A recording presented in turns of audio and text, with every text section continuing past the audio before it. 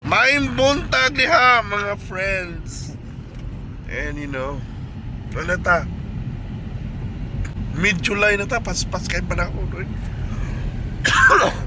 Today is July, saan ba doon? 15? Oh. 15 na, sweldo na ko nung linmar.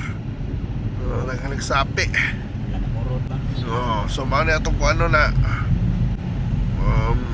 payday Wednesday. Pero malagi kumusta mo diha? It's already in the middle of July and grabe ron ang mga competitions sa unang World Cup. Diha, down to 4 teams I guess. Simutan na ng final sa nanya po July 20. Pero malagi kita ron na marutang nag-ubo-ubo ta ron, no? Karon pa ko na kuha na sad dutla na ni bot lang sa abog pa ni unsa katol kay kung tutunulan. Anyway, we'll talk about nilang World Cup although ang World Cup now down to 3 European teams and 1 South American team, the defending champions, Argentina. So lindot kayo, France versus Spain. Diba? Kayo.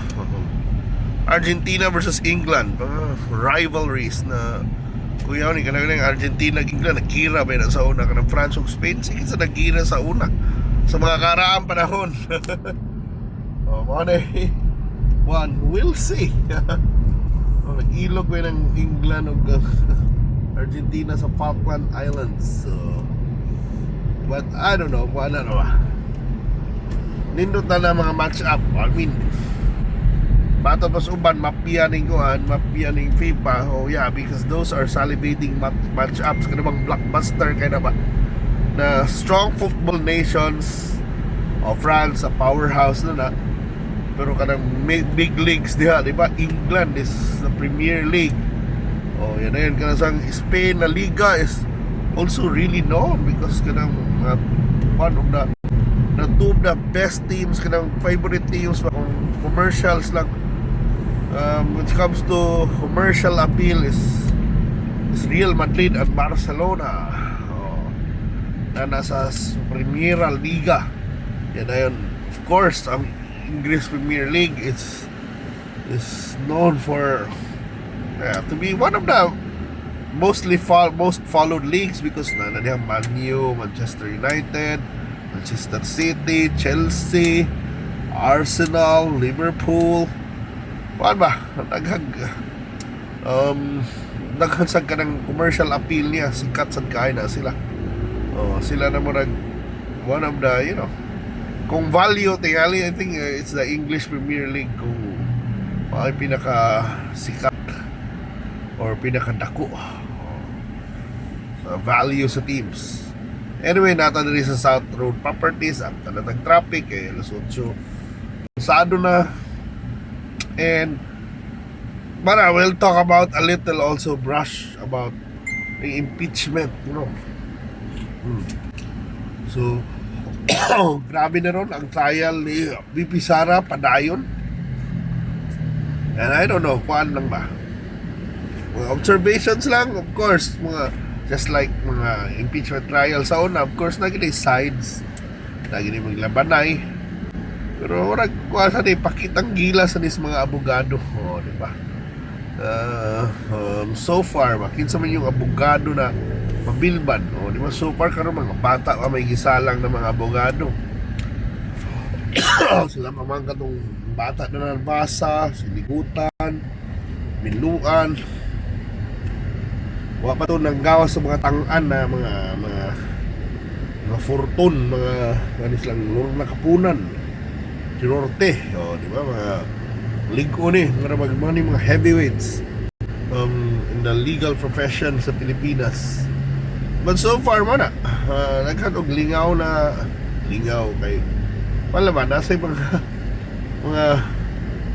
sometimes mga funny observations pero nasa serious observations, di ba? Wala katong mga arguments about grave threat ba, di ba? Pero yun lang ko, I think that's really, in a way, if you're treating someone, what's your threat? Mag-grave, gina mo ng threat na kung yung patay ng storya, that's grave. And that's, remember siya, conditional pa na. Kung ang imong threat is really, kuan, grabe na harm, wala, naman, kung pitkan ako imong dunggan, kung ingana na imong threat nila, grave. Pero kung kagpatiyon na ako, malang na ako kuha na naman, we can't, we shouldn't threaten anyone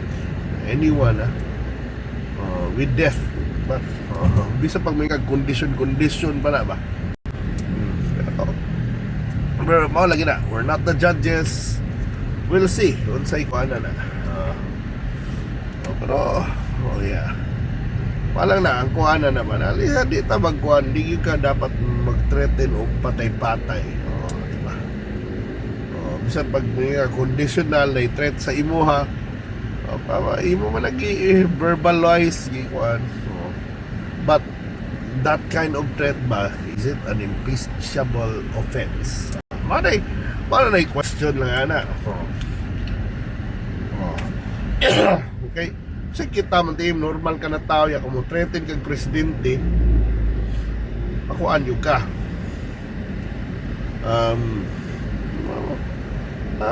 Kuan yung kag pulis ba ma-question yung ka ba katay ka magyaw-yaw ka and then you threaten someone, especially the president of the Philippines, imong ihulga ba, di ba? Pero malagi na, even ordinaryong tao di pa pwede, much more di ba, someone na taas ng position. Pero malagi conditional to iya ko doon na nila contention so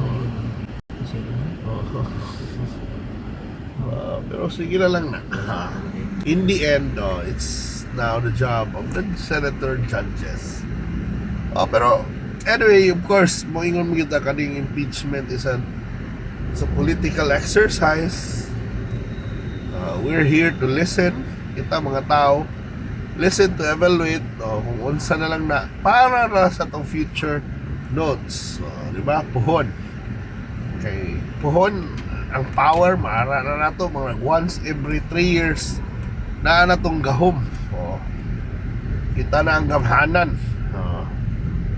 Apan mo na ako ingon. Kung kita na ang gamhanan, unsay makuha na to. Unsay mapala. Ato mo yung sundon ang kuan. Sakto ba? Di ba? Buto na ta kung kinsay dapat butuhon, di ba? Pero mana? In the end, mana ikuha na to. Pero sa World Cup, a lot of people are like watching these proceedings. Some ganit, bisag trabaho nilang oras, magtanaw sila ala. Kaya ang live broadcast ana, it's during work hours man. And I think there are offices or there are people who are working, quote unquote, and nagkuan sila. nag-monitor ang impeachment, di ba? So I know, bisag sa social media naman, heated kayo na yung mga, I don't know, usay nilang tamo comment kay malagi trolls, bisor trolls man yung usahay mga daghang oras ba. Although nasa mga maing opinion ng katauhan, pero hindi ang lagi mo ingon yung ko sa kung saan na itong kanindot sa itong opinion, in the end huwag tayo labot sa proseso ani. Diba, unless i-pressure ninyo yung senador na kuan, pero nga magpa-pressure man sad sila, diba? Say gusto sa katauhan, pwede sad na. Pero mao na. Yung daghan lagi sa yung mga tao, yung sa argumento ba ngano kani atong giganihang panahon yan, dili ka ng flood control. Ang kuan sa natutubag na ganihan gyud nagpanahon noon ta ang duha, di ba? Kay di wala pwede sad ko. Dapat paminawo na tanan. So, pero lagi in the end ang gahom niya pohon na nato, kung naa na nato ang gahom na pagpili atong gamitong tarong, diba? Di ta sige kuan Sige na sa tagpanagi hapon sa mga propaganda. Oh. So bala itong iampo na lang, di ba? Na, we will see. Oh. So thank you so much for watching guys sa traffic kita dire. Wala. Hope to see you na sa susunod na itong mga biyahe-biyahe. O kung sa inyong opinion, let us know. It's all about World Cup and the BP impeachment trials. Bye-bye.